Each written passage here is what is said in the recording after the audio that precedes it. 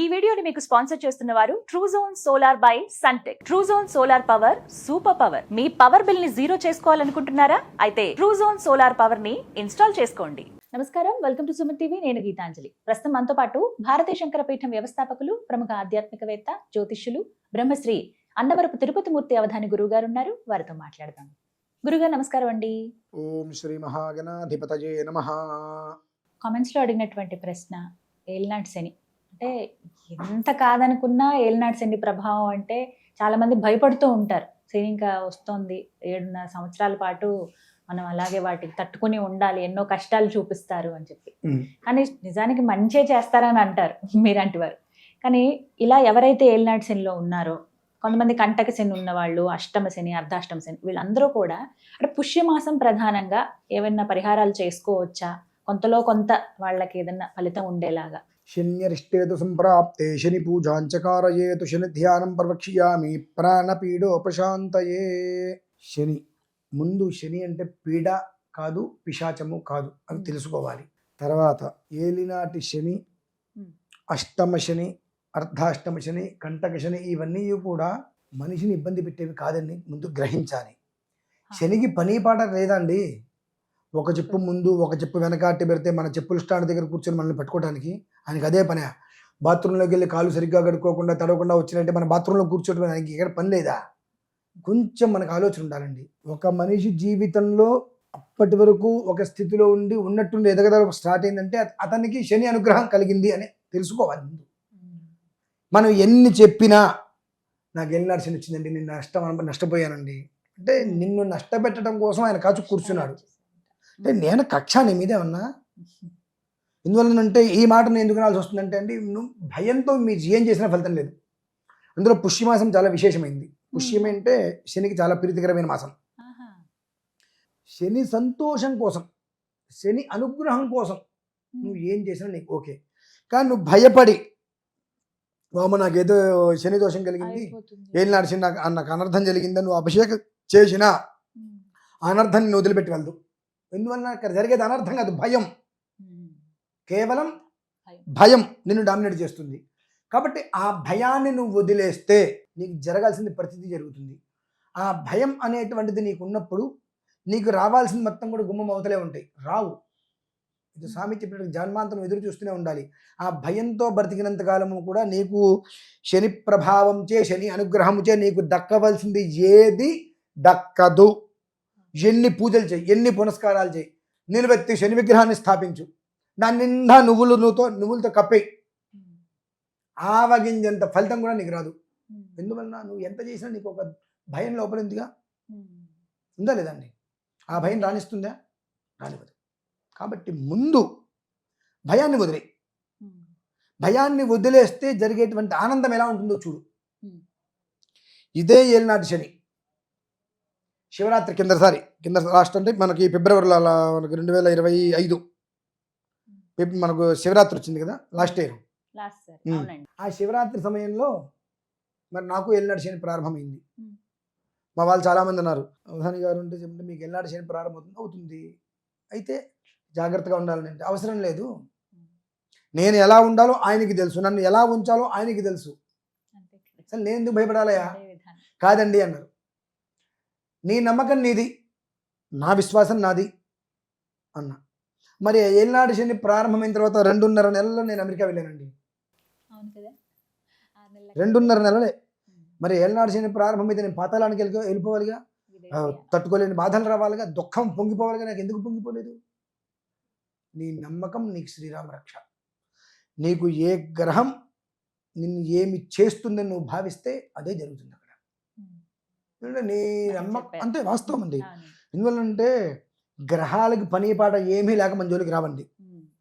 అవి ఎప్పుడు వాటి తత్వంలోనే ఉంటాయి. ఏ ఇంట్లో ఉంటే అది ఏ దివ్వాలో అది 2 రకాలుగా నీ మీదకి దాని ప్రభావం ఇస్తుంది. నువ్వు ఏది గుచ్చుకుంటావు? ముళ్ళు గుచ్చుకుంటే తీస్తే నొప్పి పుడుతుందని చెప్పి ముళ్ళు లేని రోడ్లోకి వెళ్తా అంటావు. నీకు ఆ డెస్టినేషన్ ఉన్నది ఇక్కడ, ఇది నడుస్తూనే ఉంటావు.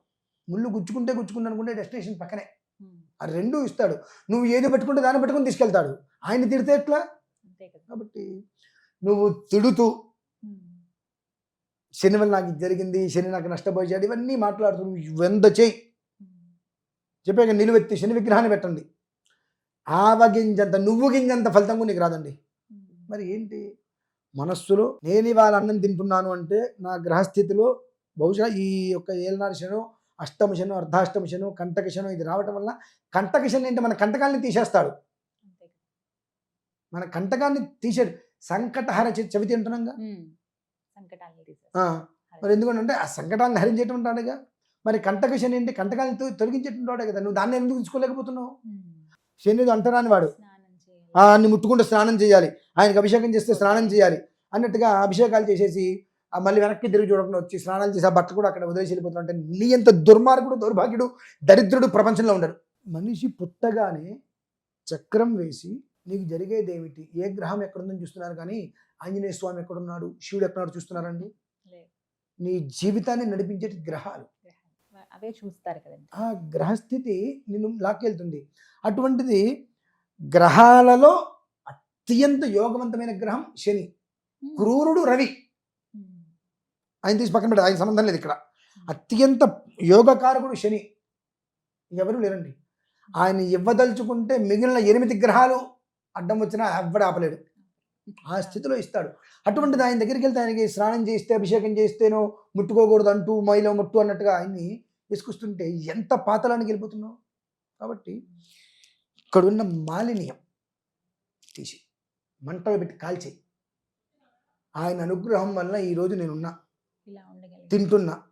ఆయన అనుగ్రహం నాకు పరిపూర్ణంగా కావాలి అని చెప్పి 5వ తారీఖు పుష్యమి నక్షత్రం 5వ తారీఖు ఆ రోజు నాడు చక్కగా శనికి లేదా ఈశ్వరుడికి తైలాభిషేకం చేయటం అత్యంత శ్రేయోదాయకం.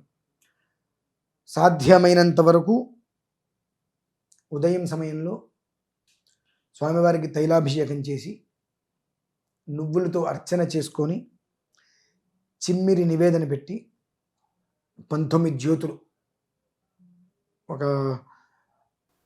4x4 అంగుళాలు నల్లది కానీ నీళ్ళని జాకెట్ ముక్క తీసుకొని అందులో నువ్వులు వేసి బాగా తిప్పేసి పురి పెట్టేసేసి నువ్వుల నూనెలో నానబెట్టి అవి 19 జ్యోతులు వెలిగించి ఒక మూకుల్లో కాలుతుంది అనుకుంటే మూకుడు మీద ఇంకో మూకుడు పెట్టుకొని చక్కగా ఆయన స్వామివారి చుట్టూ 19 ప్రదక్షిణాలు చేసి అది పక్కన పెట్టేసి ఆయన ఎదురుగుండా కూర్చొని ఆయన నామస్మరణ చేసుకుంటూ ఆ దీపం ఏదైతే కనుక 19 జ్యోతులు వెలిగించి అది భస్మం అయిపోయిన తర్వాత ఆ భస్మాన్ని తీసుకొని నుదుటిని పెట్టుకో.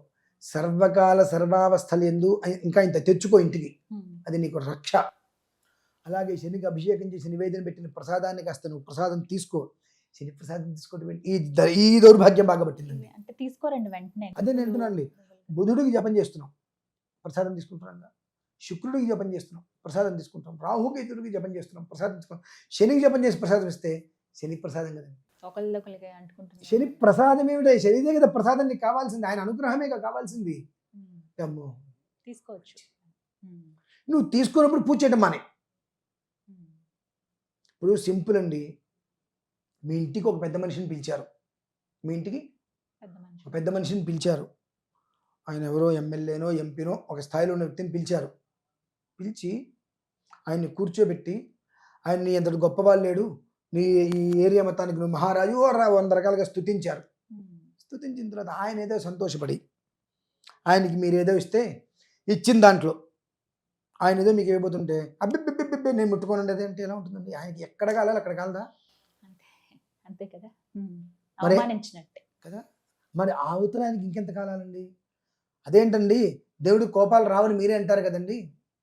కోపాలు రావు, అవమానించేవుగా, తిరస్కరించేవుగా, ఆ దోషం మీద ఎక్కడికి పోతుంది?